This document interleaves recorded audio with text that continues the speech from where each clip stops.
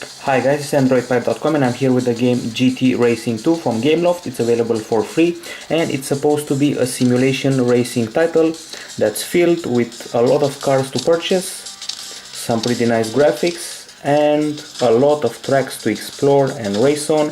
As I said, this is supposed to be a simulator.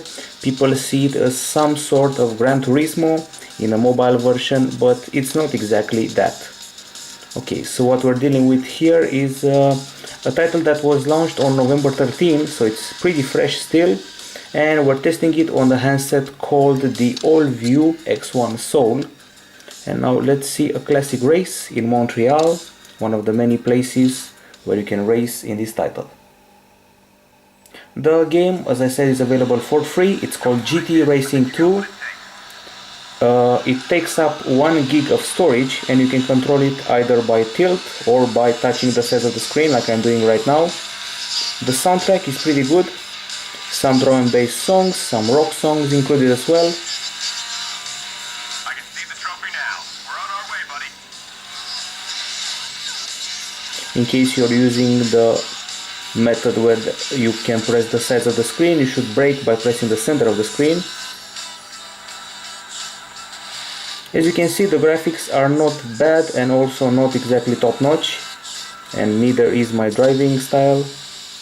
And this was certainly a short race. Not too bad if I do say so myself. As you can see, you get certain golden coins and certain experience points after racing. And now let's go back and see some of the cars you can purchase here. You can either view them by tiers or simply view a huge list of them. We can find here a ton of models. We got a Volkswagen, an Audi, a Mini Cooper, there's a Renault Megane RS, Mercedes-Benz, Toyota Supra, for example, a bunch of supercars like the Maserati MC12, Ferrari 599 GTO, Mercedes-Benz SLS AMG, and Mazda 4i, which is basically almost a concept car, and it's a very cool vehicle to race with. We also got multiplayer and a huge campaign mode with a huge amount of races. There are lots of cars and tracks here. There are 1,400 events. There are 4 cameras to switch between.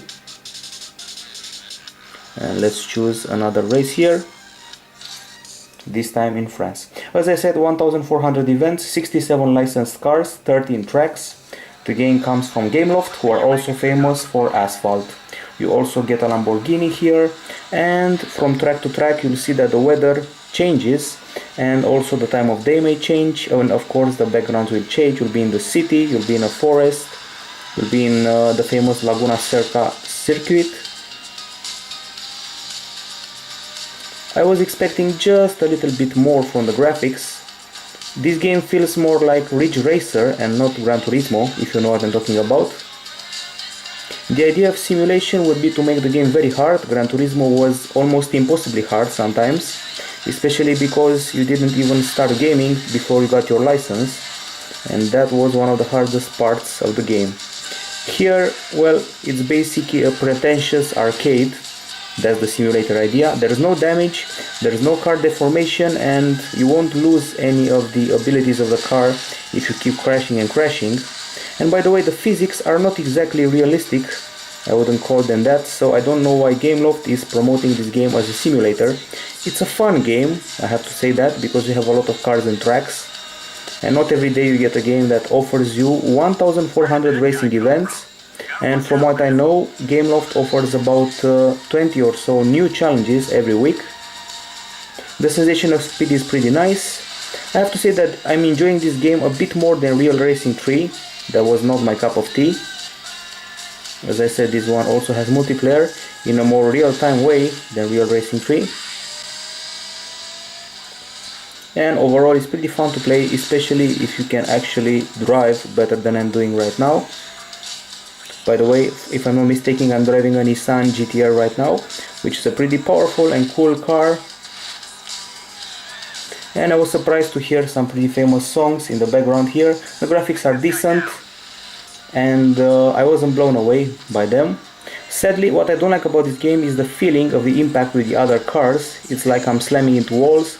They don't seem affected by the fact I'm pushing them. Stop us now, bud. Not at all. Well, anyway, the game is called GT Racing 2. It's fun to play on your devices. Most of all, it's free. However, that comes with a price. It's a freemium, which means you're going to have to pay for upgrades, and you'll have a waiting time for the upgrades to be performed.